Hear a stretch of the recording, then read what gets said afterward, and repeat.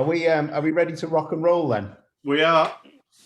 Wicked. Right then. So, hello, ladies and gentlemen. It's a positive pit stop. I think this is the fourth actually that we've done. A place where we can speak to a load of cracking people as Scott Waller turns up. That's fantastic. But yeah, we've got great guests who join. We've got a lot of people who keep coming back and seeing what it's all about. So it's just a place where everybody can, share some cool stories about anything really. 4 wheels, 2 wheels. What we're going to hear tonight is from Steve Brogan from British Superbike fame. And look at that, Chris Hosey turns up with a Superbike school brogy background. This is awesome. I like it. Steve nice already likes Chris. That. So it's something that's evolved, and we've put a few things into play, and it seems to be getting a bit more popular. And it's a place where we can just all share stories. We can talk to guests. We can see everybody's smiley faces and Steve's. And yeah, it's a cool place to be, and it's a great show to be involved in. So as more people turn up, we can all get involved. So yeah, we had Jade Edwards last week from British Touring Cars, but we thought we'd switch to something a bit different to find out a bit more about what it takes to be a British champion in British Superbike fame. And that's why we've got Steve Brogan tonight. But yeah, Tony, it's over to you. Yeah, so those of you joining us for the first time, each week we speak with guests from the world of sport and entertainment, and we'll ask them about their plans for the year ahead, but we'll also take a look back over their career highlights. And on each show we'll explore with you, the Positive Pit Stop crew, some aspects of mental health. How do you look after your mind as well as your body? How do you remain motivated and driven? And hopefully through having a bit of fun and a lot of laughs, learning from one another, we'll all pick up a few tips about keeping mentally well as connected. Paul. Super. Nice feat there, Tiger, as we've seen your iPad switch to the other camera. So if anybody doesn't know, Steve's mic's on, and that's Tiger, who's half a head you can actually see. Probably doesn't want to have the camera on. But yeah, it's interactive, guys. Like we said last week, it's great to see everybody with the camera switched on, and we can see your smiley faces. You can also be very interactive on this. So whenever you want to ask Steve a question, just use the chat facility at the bottom of the screen. It should be like that for computers and iPads, I believe. So get fully involved. Tony will pick some out, and we might even ask you guys to ask Steve live on camera. If you don't want to be on camera, that's cool. Keep it switched off. But we can ask for you. So that's what it's all about. But also make sure you go on to the Positive Pit Stop for on Facebook as well, because we'll be revealing newer guests for next week and going forward. But also it's a place that you can share stories, positivity, and everything to do with mental health. So that is what we are about. This is quite remarkable, show 4, and we're actually using the script that we've written. I know, mate, I know. That's what I thought. Scary. So that leads us nicely into introducing tonight's star guest. As Paul mentioned, we're switching from 4 wheels to 2, though looking at Brogy's social media, that maybe should be 1 wheel on Wheelie Wednesday.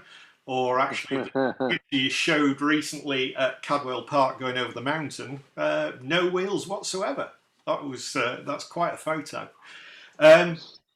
Steve's got over 20 years experience of competing in British Superbikes, as well at European and world level on many occasions. And he's won national championships, including National Superstock Crown with Honda and British Superstock Evolution class with 12 victories for BMW, Paul. So really looking forward to hearing Steve's story, and over to you, Paul. Yeah, so Stevie, we know each other pretty well, fella.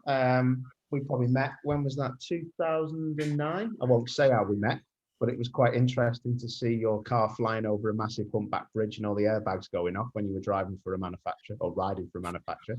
So that was quite cool. It's better than the airbags going off in my leathers, isn't it?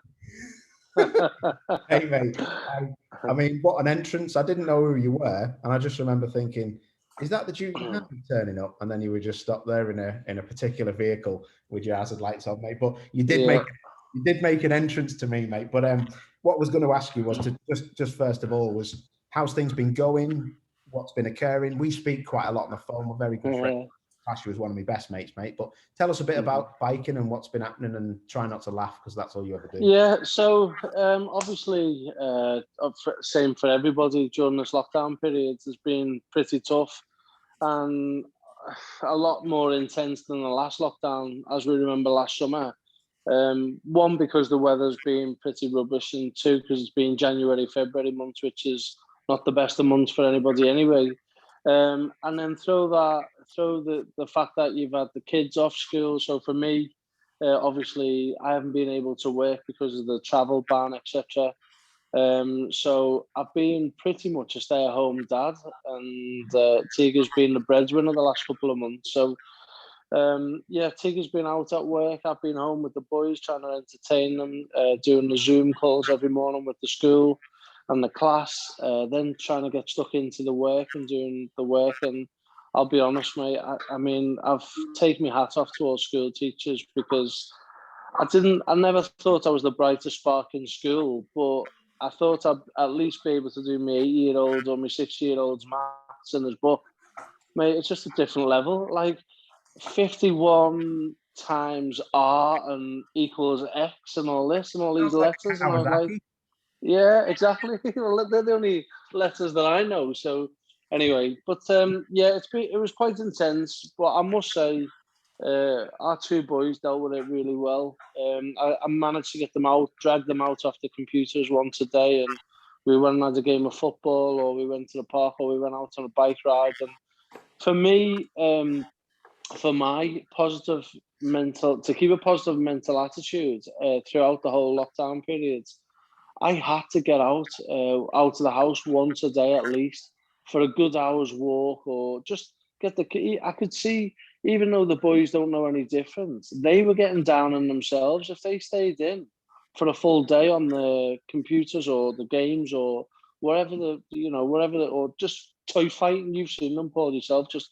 scrapping all over the house. I mean, they get down on themselves. So I literally had to make them get dressed every day and just drag them out the house for an hour and go and do some sort of activity with them on the local park. But yeah, it was a tough one, and I'm sure it's been tough for everybody else. And we all try and deal with it in our own ways, and just get through these tough times. But there's definitely a lot more exciting times ahead. I know that for sure.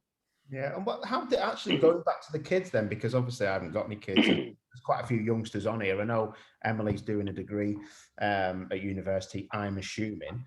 But how do you think it'll set back the kids quite a lot, mate? Being a parent, seeing what it's done, or do you think that resilience get on with it? No, I don't think so, mate. I mean, don't get me wrong. I know the teachers have got certain targets to hit with the kids' grades at certain levels of reading and mathematics and all that type of stuff. But in all honesty, 8 weeks out of school, I don't think it's going to have a massive impact on the children's sort of capabilities doing the maths and English, etc. But the only thing that I feared was, like a lot of people have said and mentioned, is the mental health. Keeping them active, keeping their minds occupied, and having some sort of routine every day, because that's what they're used to every day when they're going to school. They're used to getting up, getting showered, getting dressed, having a breakfast, and then off out to school, and obviously doing all the activities that they do in school. So for me, that was the most important thing. So yeah, to answer your question, mate, I'm not too worried that they've missed out on 8 weeks worth of work. I'm sure they'll catch that up. And are they showing much emotion towards not seeing their friends? Did they understand the pandemic? What do they understand? Because the boys are pretty young, to be fair. And they're good lads. I know I haven't seen them for a while, but they're top lads, and they're pretty resilient if they've got you as a dad. Yeah, I think that was the main thing, is they were missing seeing the friends, and the first thing they said to me when we jumped in the car on Monday morning, I was taking them to school. I said, "Right, boys, are you excited to go back to school?" And they're like, "Oh yeah, I can't wait to see my friends." And I think that's the main thing that they've missed, because for them it must have been, as much as it's intense for me as a parent. being at home all day, every day with the boys and trying to entertain them. It must be exactly the same for them, even though they're only 6 and 8 years old, and whatever age any other children are. Staying at home with your parents all day, every day is quite intense. So yeah, it's just nice. It's nice at the back that they've got some form of normality back in their lives and back at school and seeing their friends and having a play and stuff like that. So if anything, I'm just chuffed for the kids, for myself, really. Yeah, no, fair play, mate. And going back to you then, Steve, there'll be a lot of people on here, mate, that will be what you call car snobs, British touring car. Yeah, I wouldn't go that far, Paul. That's you. That's your words, not mine. Before I start getting all, I'll be walking around the tracks on my track days, getting black eyes left, right, and centre at all car races. The first thing Steve ever said to me was like, "Yeah, you car snobs, you've got too much money, lot," as in people who race cars, which I think is absolutely classic. Because it's just a different league. The car industry and car racing, in terms of the bikes, is just a totally different. The budgets you guys work with in comparison to the bike industry and BSB is just unbelievable. It's just night and day, just a total different league. So actually, that's my banter across with it. Actually, Steve, I know a touring car budget is, say, circa, let's just say for Pete's sake, it's like 450 grand average. What's a BSB superbike? Would that be for one car, would it, Paul? In touring car? Yeah, one car. Yeah, I would say a decent superbike team could run one bike for a season on 150k. Really? Yeah, it'd be tight though at 150k. That's sort of the lower end. I would say, yeah. That's really crazy because we have support series. One's called Mini Challenge, and it used to be Clio Cup. That would, a British superbike budget would only just cover the running of a car. Yeah, well, yeah, 150k now, but back in the day when the BSB teams were allowed all different electronics, it was just you probably wouldn't be able to compete back then because. I mean, God, the electronics alone on some of the top teams, including engineers to operate the electronics, would be 150k itself, you know.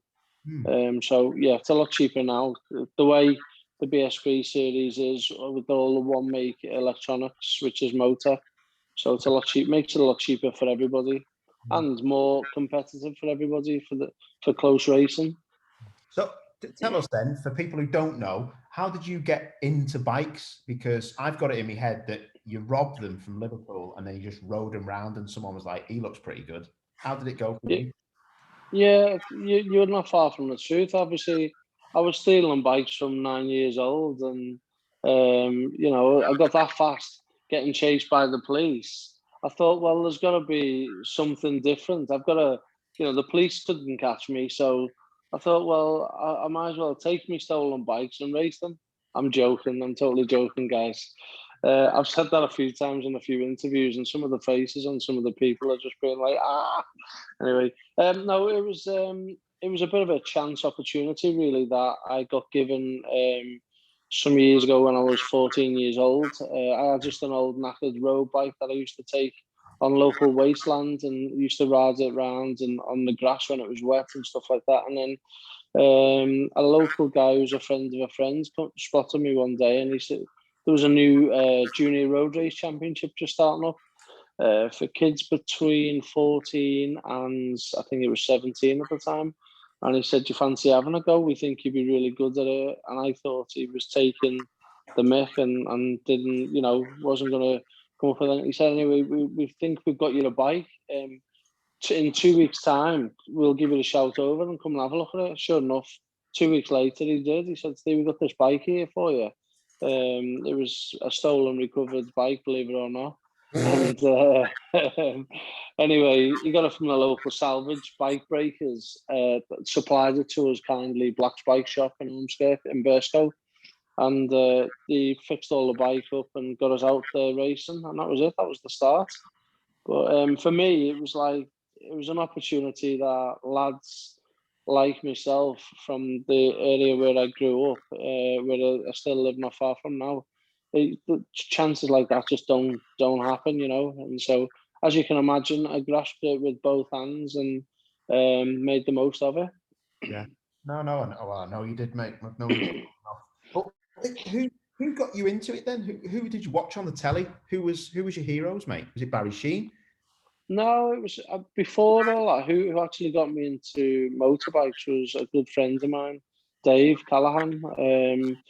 Him and his nephew. It was his nephew used to ride motorbikes opposite my mum's house on an old school field, and it was them guys that got me interested in bikes and sort of give me the chance to ride motorbikes. Jason, Dave's nephew, he has a little Honda Z50, and I used to just mess about on that bike. So it was them guys that gave me the introduction into bikes and into give me the passion and the love for bikes. But in terms of road racing, I didn't really start watching road race. I was obsessed with motocross in my younger days, up until I started road racing when I was sort of 14. And then once I started road racing when I was 14, then obviously I took more notice and started watching the pro guys, the likes of Schwantz and Rainey and all them guys back in the day. So if you would say who was my hero, I guess it would be Kevin Schwantz. Okay, he was he was a legend on a bike. Was he the lad who ended up in a wheelchair? He had a crash. No, that's Wayne Rainey, his main competitor. So Wayne Rainey was actually more successful in terms of winning titles in the 500cc class back in the day, but Kevin Schwantz was a more exciting rider to watch, if you like. He was very flamboyant on the bike. He was always he was have the bike out of shape. He was had horrendous crashes. He smashed his whole body to bits from his feet right up to pretty much broke every bone in his body across his career. But he was just so exciting to watch. When he was fast, and whereas Wayne Rainey was the opposite. He was so fast and smooth and more consistent, hence why he won a lot more championships. Yeah, I remember them on them big Bang 500s.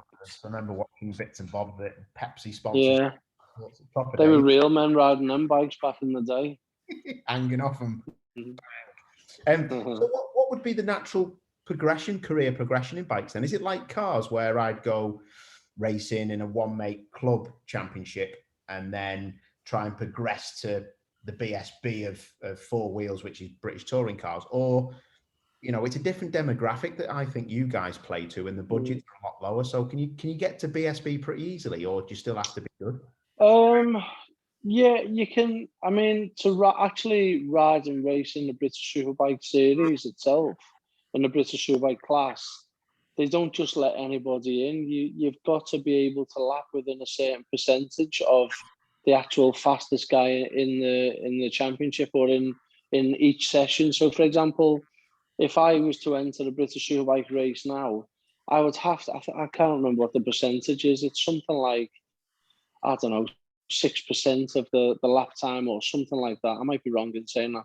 But there's a certain percentage and you've got to be within that percentage of the lap time. And if you're not, then you're basically classed as too slow. So you wouldn't be allowed to race. But in terms of from starting off from scratch in club racing, obviously, you go club racing, see what you've got in club racing. If you're winning all the club races, then I guess the next progression would be, in my opinion, Thundersports Championship, which is like Thundersport is sort of the championship in between club racing and BSB. So Thundersport's a brilliant championship where you get a lot of races, a lot of track time, and then the level is just that next bit higher than what club racing is. And then obviously, if you're winning at Thundersport, then the next progression is the BSB classes. Obviously, all them lads in every class are the best lads in the country. And I've seen it firsthand. They are proper, a different class. They remind me of rally drivers, where it's just a different discipline that just doesn't make sense. But yeah, and like anything, everything moves on every year. I mean, back in the day when I was a youngster, I'd obviously do all my fitness training and what have you. And I was kind of given rides on merit. So every year, from year to year, I was given rides on based on my ability. And yeah, okay, you'd go and get your own bits of sponsors and in your teams or whatever, and have personal sponsors. But it was never the case like I would pay into a team like 40, 50 grand, like young riders are having to do these days. So the jobs for youngsters coming into the BSB championships these days is a lot different. Don't get me wrong, it's not to say that you can't enter any of these championships if you haven't got a 50 grand sponsor. You can go and do it yourself. Like I did many a times on many of occasions, got a van, got the bike and got all the bits and bobs and just went and entered championships by myself and run my own little team and could still compete at the front of certainly the Superstock 1000 Championship anyway. But yeah, it's definitely changed over the years, whereby a lot of the youngsters these days, the training's so serious, the diet is serious. You know, you've really got to be on top of your game to be winning in any of the championships at BSP these days. And as it's proven over the last couple of years, sorry, I know I'm waffling a little bit here, but it's just, I'm enjoying talking about it. As it's proven over the last couple of years, BSB has proven to be every bit as good as the World Superbike Championship, because whenever a British Superbike champion has gone into the World Superbike class, they can compete right at the front. So it's definitely a strong championship. They reckon it's the strongest domestic championship in the world, is BSP. Funny, isn't it, in Britain, because Johnny Ray springs to mind. I know he was British Superbike champion and went on to amazing things. But domestically, I always support Britain, because British Touring Car Championship, even though it's known for its entertainment, any of the top drivers in that would go into World Touring Cars and do a good job. And I think that says a lot from our little island. We do seem to evolve massively, because I look at touring cars now, like you said about fitness and how people operate mentally. Half of them have got my coaches, mate. I didn't even walk the track. I was just too busy following the grid girls around and having a bevy. Yeah, it's yeah, you're right. As I said, it's, you know, I think everything, all the standards are so high in this country, whether it be bikes or cars. If you was to take any of the top teams, I guess, out of BSB or British touring cars, I don't know what the technical regulations, how they would allow a British touring car in the World Touring Car Championship, if it would be compatible. I know BSB and World Superbike, they're not compatible now just because the electronics, but certainly the teams and the level of the riders would definitely be good enough to compete at world level. So yeah, it's, definitely, we've got strong domestic championships in the UK. That would be good to go in World Championship. And then last question for me, Steve. What's your favourite race win or title win? I think I might know where you're going to go with this and why. Sorry, just say that again, Paul. Have you got a favourite race win that meant a lot to you, or a favourite title? Because I know you've got a few titles under your belt, mate, British-wise. What comes to mind and why is it? Yeah, it's probably the 2008 British Superstock Championship, when I won that. I won it in the official HM Plant Honda team, and it, obviously for me, it was a dream come true. So to come on where I come from and with the resources, my parents weren't interested in bikes. Certainly didn't have the money to buy bikes for me and stuff like that. So to get to where I come from and win a British Championship riding for the official Honda team was just a dream come true. And it was on the new bike, on the new Honda Fireblade that year. It was a new model. My teammates were Leon Haslam and Cal Crutchlow, and at the start of the year we were testing over in Spain, and the general manager of Honda UK sat us all down on this test and basically had a real serious chat with us and told us the importance of winning on this particular new Fireblade model this year, how important it was to the sales of the bikes. So I mean, like we don't put enough pressure on ourselves to win races and train and deliver and all the rest of it. There was that added pressure then of from the top guys at Honda UK, and to throw a bit of a spanner in the works, Honda asked me to ride in the British Supersport Championship on a 600 the same year. So the same year I was competing in the Stock Thousands Championship, I was also racing a 600 in the British Supersport Championship, which was a little bit tricky because the riding characteristics of both of the bikes is quite a bit different to get the best out of both of them. And one of them had Motec electronics, and that was the 600, and the Fireblade had just standard, obviously wiring loom, which was really easy to ride. And so I struggled on the 600, but then when I jumped on the Fireblade, it was a lot easier to ride. But anyway, to answer your question, mate, it was the 2008 Superstock Championship, and then to top what was a great season off, Honda done the Steve Brogan replica Fireblade. So they painted 100 Fireblades, yellow and black, to celebrate my championship win, and I had to obviously sign each one of them on the back of the seat, which was a real privilege to have 100 bikes named after you and have to sign them all, and it was even better that they sold them all. So I wasn't sure. I thought, with my signature on, I didn't know it was going to take a couple of grand off them. You've actually got quite a nice signature, and luckily enough, I've seen that you've got one back. If you don't mind me telling everybody, you've actually got one, haven't you? That's how old are they now?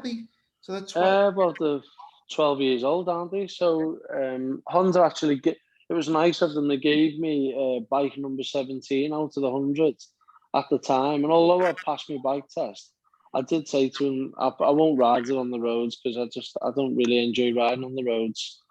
And I ended up getting shut of that after a year or so. But I recently bought another one back, and it's a little bit tatty, so I'm going to use it as a little bit of a project and strip it down and tidy it all up, and probably just keep it in a room in the back of the house here. And Tina doesn't know yet, but she probably does now because she's listening. So, but one day when she's out at work, it's going to get sloped right into the corner of this back room here where I'm sat. Keep it nice and warm.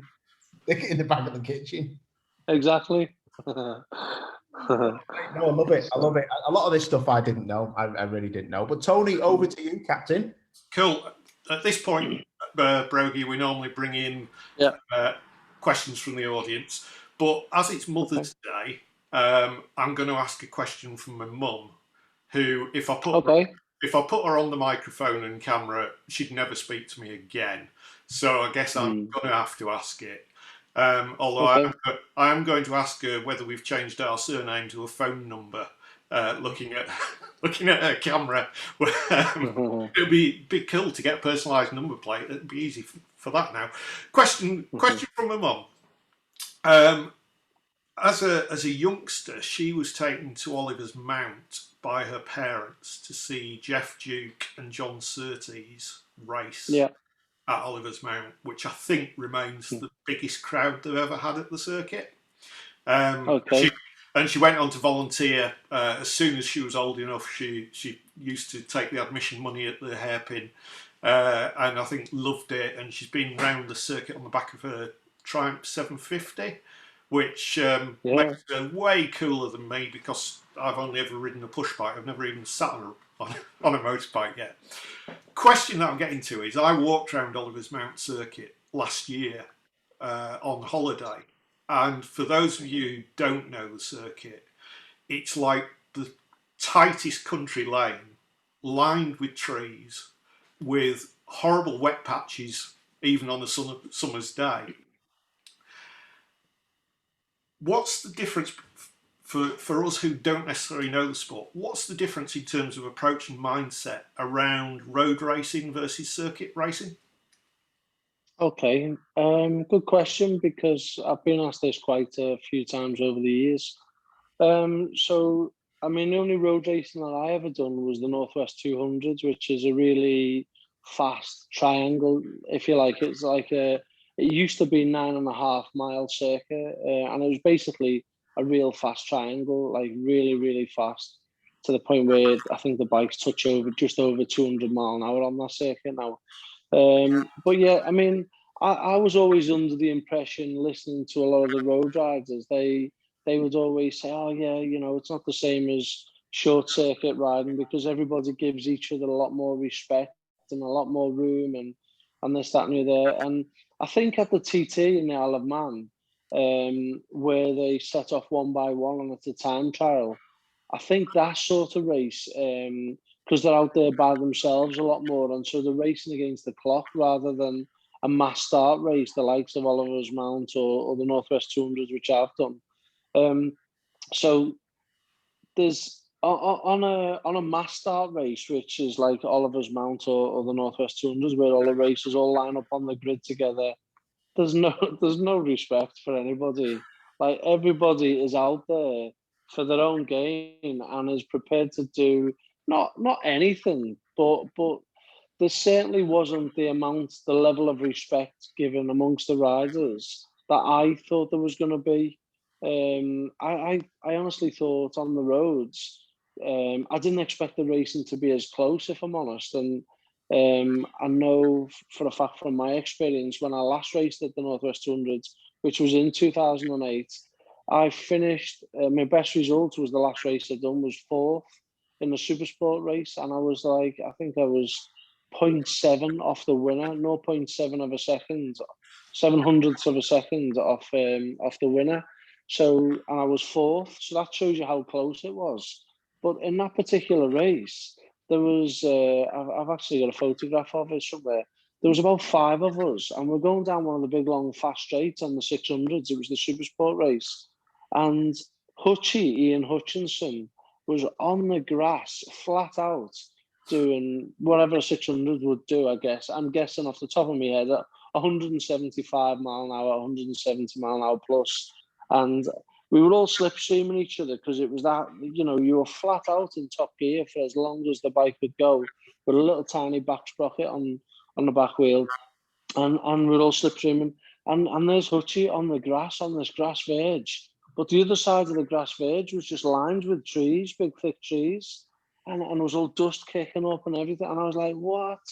There was, like, lads were bouncing off the curbs and running wide and, you know, shoving each other out on the brakes and stuff like that. And I honestly didn't ever expect road racing to be that fierce. So, again, to answer your question, the mindset I thought was going to be, ride 80% and back off in comparison to what BSB is. But definitely in that race, and that was back in 2008, and I can only imagine it's got a lot more fierce ever since then, the road racing. And I think to win these days at the likes of the TT, even though the TT is a time trial, them lads at the front, the likes of Peter Hickman, Dean Harrison, James Hillier, they are absolutely on the limit in a lot of areas where, and they would probably, if they were on this group chat now, they would probably say different. We're not on the limit, but you're gonna have to watch them. You're gonna have to go the side of the circuit and watch how the bikes are on the edge of the tires and the getting on the gas, it's spitting them up out the seats, and it's just unbelievable the level that them road lads. I've always had the most respect for all the road riders doing the TT, especially. But yeah, that was my only experience of doing the roads, was the Northwest 200s. But yeah, I hope that answers your question. Yeah, no, that's fantastic, and it leads quite nicely into Mr. Waller's question, I think. If you want to unmute, Scott. I think I've unmuted, so nice to meet you, Stephen. Hello, Howie. Hello, Tony. Hello, mate, okay? Yeah, not bad, thanks, mate. Fair to middling. Just a question generally around sort of your racing career. As you, I mean, I don't know how old you are, but I think it's a concept. Do you want me real age or me racing age? Well, this probably leads nicely onto the questions, to be honest with you. As you've got older, I think it's, as I've got older, is that you find a degree of mortality in as you get older. you tend to realise how fragile life can be. So in terms of your racing and motorcycle racing, what is more likely to slow you down, your mind or your body? In terms of what your mind is capable of or what your body is physically capable of? Yeah, I think different people would answer this question differently because circumstances are different with a lot of people. So in my case, it was my mentality definitely slowed me down because I started having children, I started my family, and I had one little crash in qualifying. I'll never forget it. It was just a stupid crash. Somebody come out the pits at Brands Hatch into Paddock Hill Bend, and I was flat out over the start-finish straight coming onto a qualifying lap. They run me out wide. I never made the corner. Ran into the gravel and banged my head and knocked myself out, only for a couple of seconds. And I was taken back to the med centre. I was physically fine. I was nothing broken. I was fine. I was up talking. And the doctor said to me, he said, Steve, where are we? And I was like, don't know. He said, what day is it? I was like, don't know.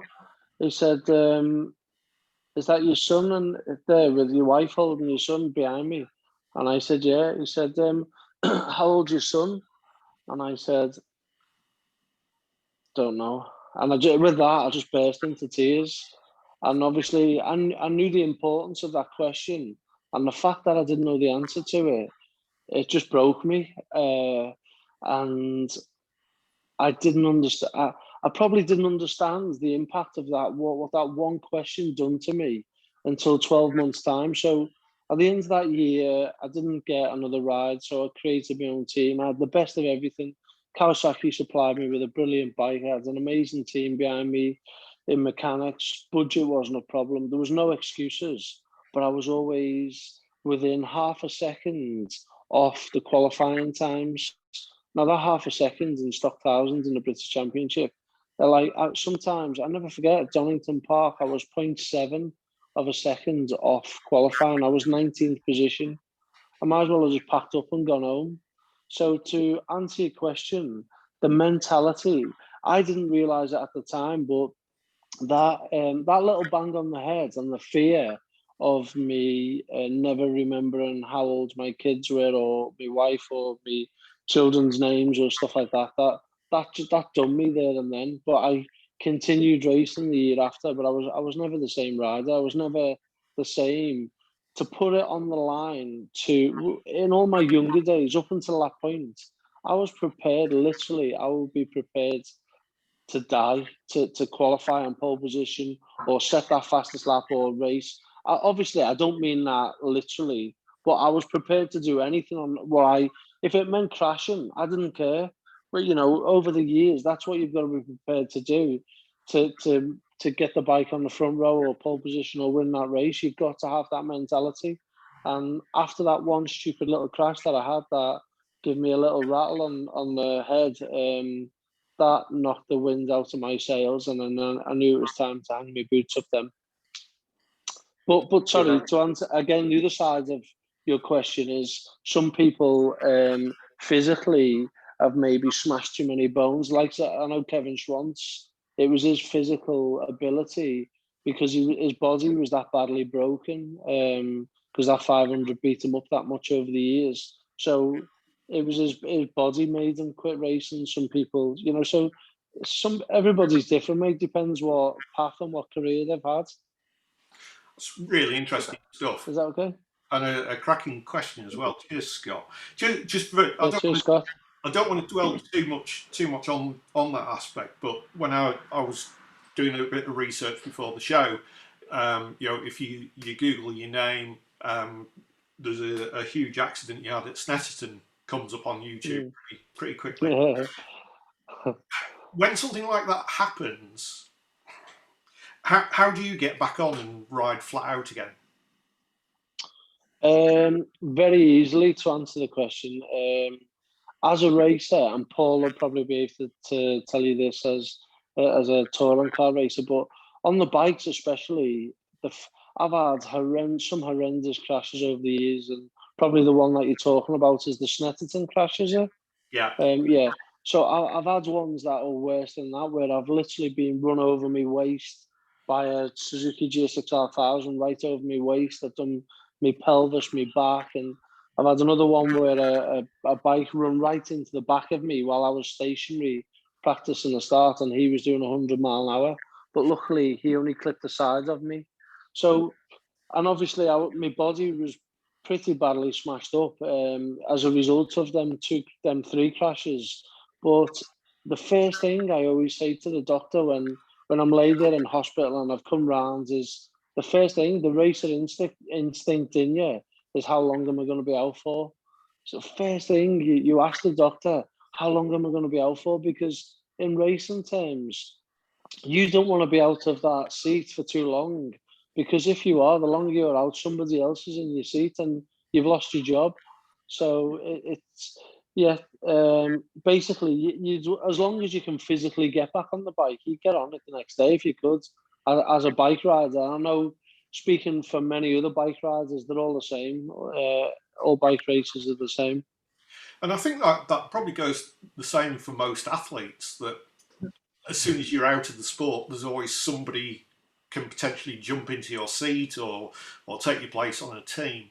Just thinking about an aspect that we've touched on with Sarah Dennis, and hopefully we're going to expand on for another episode, is athletes, riders nowadays have a real team around them. They have a nutritionist, they have a fitness coach, they have a physio or chiropractor or whoever. Is there much done around sports psychology in bike racing? And if so, do you think that can make the difference between a really good rider and turn them into a potential championship winner? Yeah, definitely. And I know that for a fact because I recently worked with a young lad who won the British Superstock 1000 Championship last year. Although I didn't work with him last year, I worked with him for the previous 2 seasons before that. And basically, a lot of what I was working with him was he had the raw natural ability to ride a motorbike fast. What the bits that he was missing was what to do and when to do it, when to apply that aggression and control that aggression on a motorbike in ways that it would suit his riding style, and to apply it at the right times. So the right times when to attack for a qualifying lap, and the right, say for example, through a bit of rain down or whatever. So the mentality in bike racing, in my opinion, is you could have the best team and the best bike, the best tires and everything exactly how you need it to be. But if your head isn't right, I would say your mentality side of it is probably 50% of it in terms of bike racing. The mental approach. But these days, a lot of riders don't have anybody working with them on the mental side. They have all fitness trainers and personal trainers and this, that, and dietitians, like you've just said. But not a lot of riders have somebody going with them of a race weekend to work on the mental side. But one of the things I've done with the young lads that I worked with in BSB is done a lot of work on the mental side and how to help them approach sessions and set a structure for each particular session, whether it be a practice session, a qualifying session, or a race. There's different ways of attacking them sessions or races, and different mindsets and mentalities. So it's definitely a massive part of bike racing. I've got one last question, which I guess is to both you and to Paul, really, is how you found the transition from being a competitor to then recognising that maybe you're not going to race again. And for yourself, Steve, you set up a team. What were the challenges about going, right, I can accept now my racing career is moving into a different phase, and actually I'm not going to be on the circuit anymore? It must be a challenge. Yeah, it was definitely a tough one for me to swallow, because as I've said, I raced from pretty much from when I left school when I was 15, 16. That I was professional racing from when I was 16 and getting paid to do it. So I was in a very privileged position and I knew nothing else. I didn't know any different. So for me to stop racing, I was thinking, well, what else am I going to do? I don't know anything else. So luckily for me at the time, the natural next progression was to set the race team up, so I set my own team up in the National Superstock 1000 Championship at BSB. We had 2 riders, and you know, I literally, myself and my wife Tiga, put everything into it, and it was an amazing team. We had 2 great riders, good lads in the team working on the bikes, mechanics and stuff like that. But unfortunately, that was short-lived because 2 rounds into the championship, our main sponsor went into massive financial difficulty and they had to withdraw. Nothing to do with our results or anything, but anyway.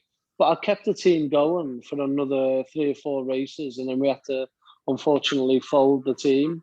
So then after that was the big hit. That was the big downcome for me after racing, was when all the effort that myself and my wife put into that team, it literally broke my heart because we had painted a massive big workshop over in Burscough. It was a big old place. I'd restored all the workshop. We got a new race truck. The bikes had been built from scratch. We had a brilliant working relationship with Kawasaki UK. They supplied bikes, parts. I was in debt up to my ears because the sponsor had let us down. Obviously, I had to sell all my assets to pay all the debt off, but it was just heartbreaking because we'd set ourselves up to have a go at it, not just for 1 year, but at least for 5 years. It was like a 5-year project. And when we had to follow that team up, it really did break me. And yeah, that was a turning point for me when that team folded, and I was thinking, right, what am I going to do now? Because there's my team gone. I had to sell all the assets, and so I was basically left with nothing.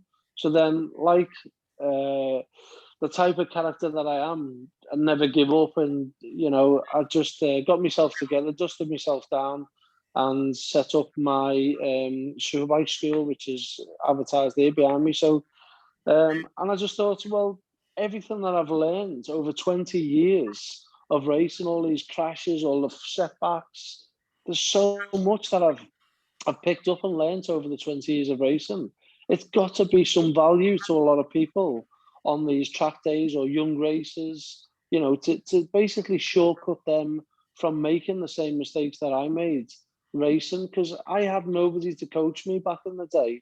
I learned all the crashes, all the mistakes. I learned them all myself through smashing myself up, my body, taking all the knocks, and yeah. So setting my own superbike school up has been the best thing that I've ever done, because it's something that I'm very passionate about, and I get a real buzz and satisfaction of seeing the worse the rider are when they come to me in the morning when I first start riding with them, the better, basically, because then I've got so much more to work on them with, and I see massive improvements by the end of the day in terms of their safety, riding ability, and their speed.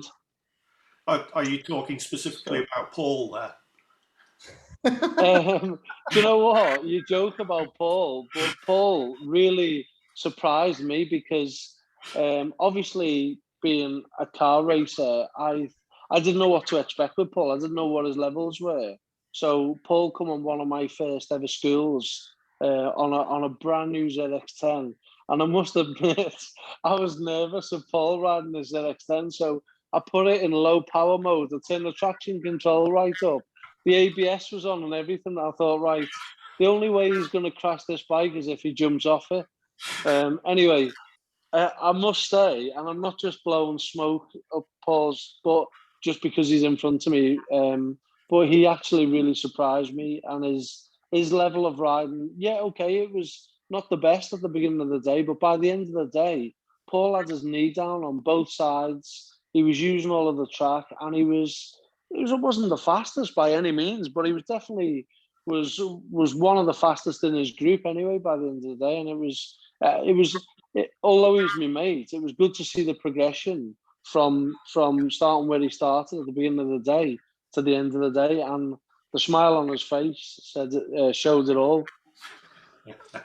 Nice. You got the biker bug, didn't you? I did, unfortunately, yeah. But like, you know, that, just to touch on what Steve said, that like that day of doing that, and I've never been coached before, like only for work, but that's boring.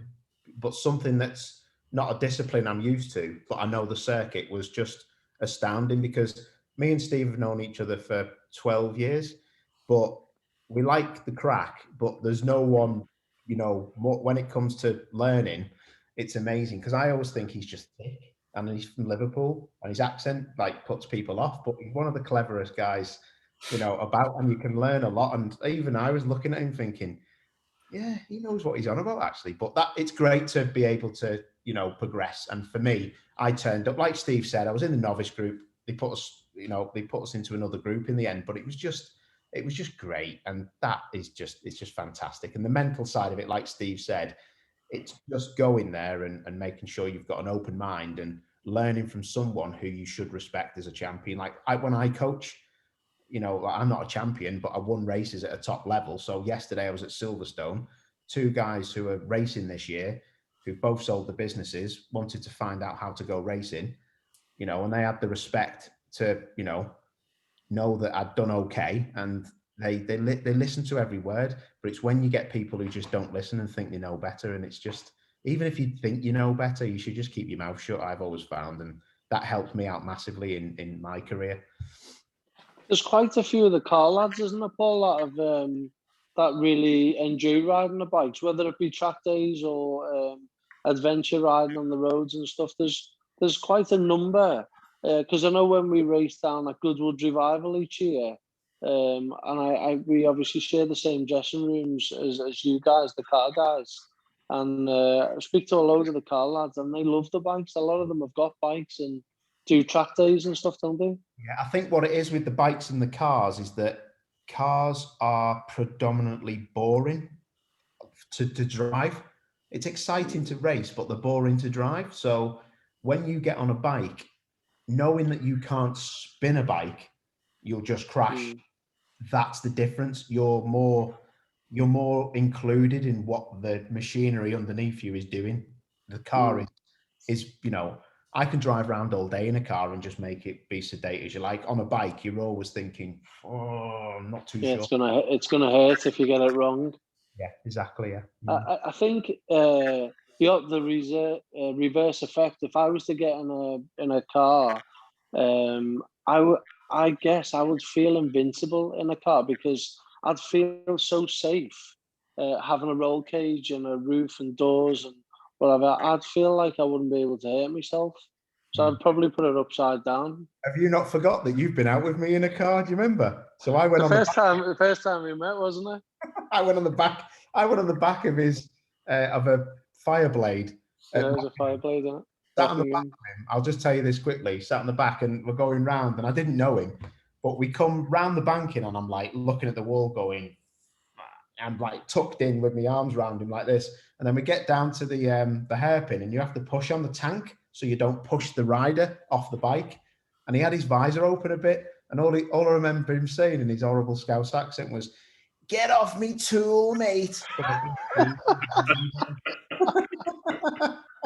Sorry if that offended everyone. But yeah, he was like, mate. And then he drove one of Team Dynamics' touring cars with me sat as a passenger. I've never seen anyone turn in so early in my whole entire life. It was like the outside of the track just didn't exist. We were just turning in like we were on a bike. Yeah, totally different lines. So the bike to the car lines are totally different, aren't they? Absolutely, but it was great. It was good fun, and that I've always had a bike license from 22, but it was great to have that, and to have Steve as a friend who's a champion. It's, you know, I love nothing more. We speak about track days all the time, and it's something that if you've never done it and you've always wanted to try it, don't ever go on the road. It's the worst place for a bike. The track opened my eyes. Unbelievable. I know people's mums don't like them getting motorbikes. Just tell them you're doing a track day. and you'll get away with it because there's no grid that size to smash you off the bike, and no one comes the other way unless I'm on track. What? Are you going to do a quick quiz then, Paul? Yes. A bit of a get to know Steve. Right, Stevie. I know you're time critical, mate, and we have gone on a bit here actually. But listen, stick with us because we're not going to be on too much longer. Right, Steve-O, are you ready for your little quiz, mate? Go on, mate. Hit me. It's get to know Steve time. Favorite food? Pasta. God, you're boring. Favorite drink? Alcohol. Any alcohol. Especially at the minute. Favorite rider, past or present? Past or present? I've got to say Valentino Rossi. Oh yeah, boy. What was your boxer dog called? Rossi. Yeah, he was a cool dog. Favorite drink? Oh, sorry, I've done that one. Favorite British circuit, mate? There's two. I've always answered two for this question because I've been asked it so many times. Alton Park, because of on a bike, is just amazing. It's like a roller coaster, and it's quite hard on a fast super bike. Is very physically demanding. And Brands Hatch GP circuit. So Brands GP and Alton Park are my two favourite circuits. Okay, that's usually my answer, to be fair as well. Favorite other sport? Water sports, as in skiing, jet skiing. Don't start laughing, Paul. Jet skiing. Sorry. I was doing well holding myself together. I've been on one of his jet skis on a water sport day. It's not good.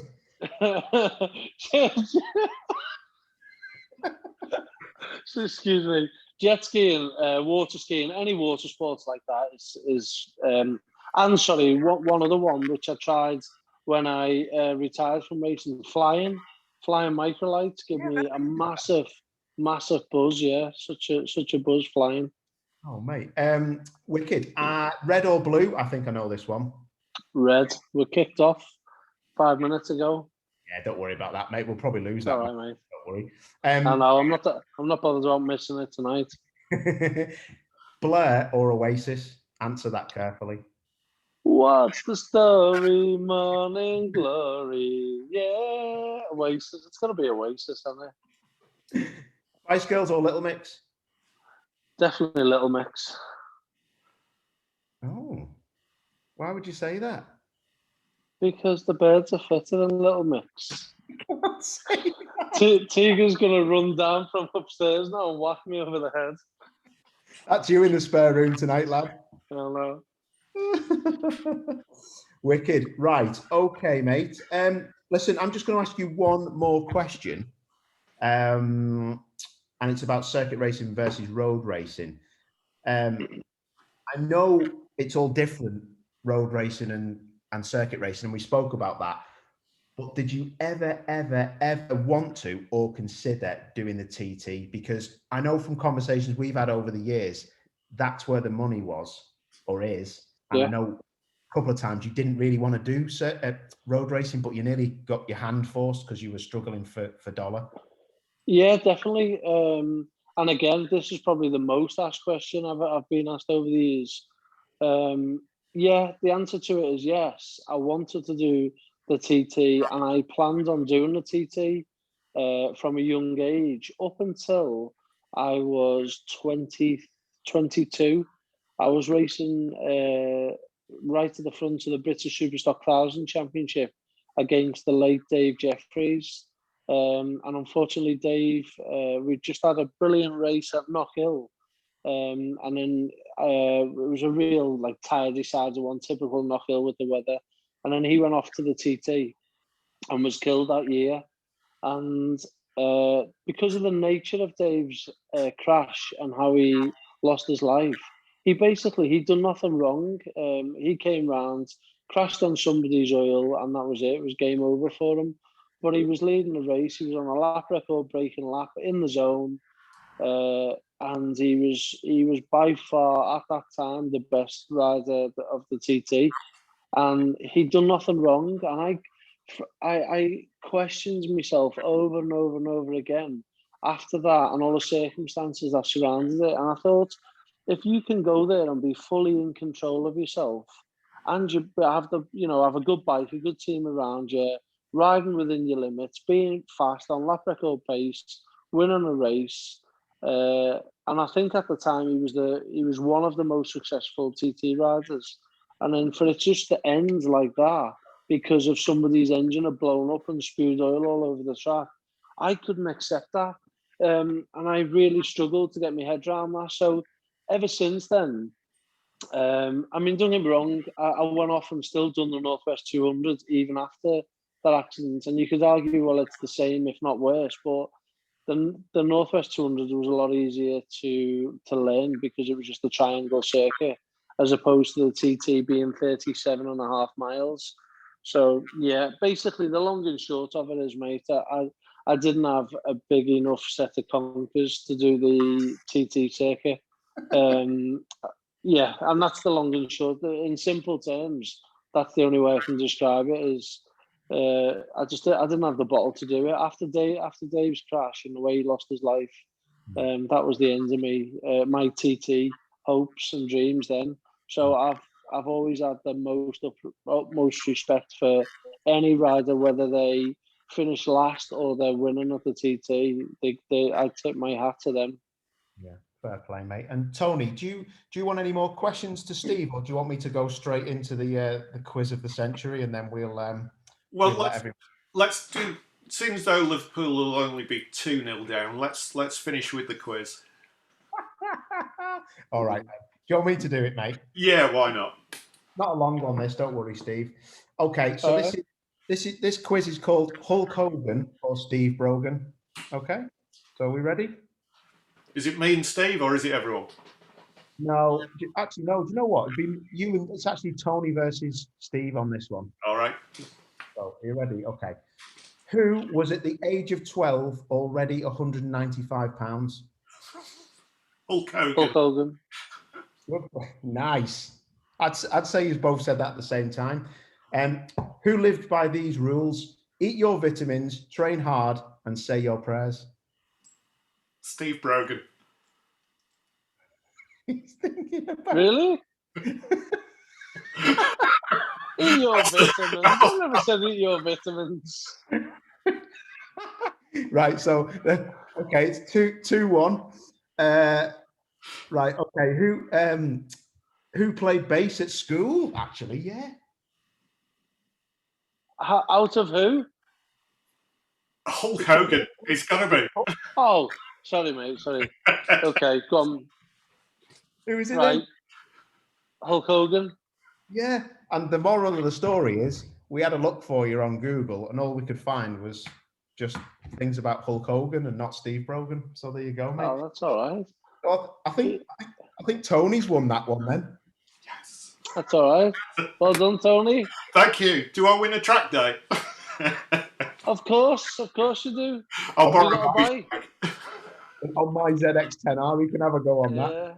Yeah. So yeah, just a quick word from me then, guys. Thank you for coming along again. I think for me, and I always say how it is, Steve is always very honest and open about everything. And mate, honestly, that was mega insight. I really didn't know how it was going to go tonight because it's usually car people who come along and hopefully they've been interested in seeing what the bike stuff's about. But you've been dead honest, dead open, mate. And I know sometimes it can be difficult, can't it, to talk about, the past and what's happened and the race team and all that. Because I've been with you, to be fair, with most of the stuff that you've had to go through on the back end of your career. So it's good that we can come and have a little chat about it, mate. So I just want to thank you and for coming along, and everybody else for asking the questions as well. But so thanks for everyone else. And next week we'll come up with someone else who can come and tell us some stories. Tony? Yeah, and again, thanks, Steve, for your time. Just want to say there's someone on here tonight who's not had a good day today, but they've come along, and I hope we've had a laugh and made their day a little bit better. That's what this is all about, is just connecting people and hopefully bringing a bit of fun and positivity. It's been a really interesting night. I always like to finish off with a top tip of a website to visit. I mentioned Rethink Mental Illness last week. Tonight's tip is Sane, as in SANE. They've got a whole host of resources and tips and information, but that's particularly around some really good stuff around depression, low mood and anxiety. So check Sane out, some really good stuff on there. Again, thanks to everyone for coming along and showing your faces. And yeah, I think we're all off to go and check teletext to see what the score is. Yeah, my pleasure, guys. Thank you very much. Thanks for having me, and thanks everybody for joining us tonight. Nice one. Thank you, Steve. Thanks, everyone. Absolutely top job. Thanks for the questions. See you later, dudes. Cheers, guys. Have a good Thank week. you.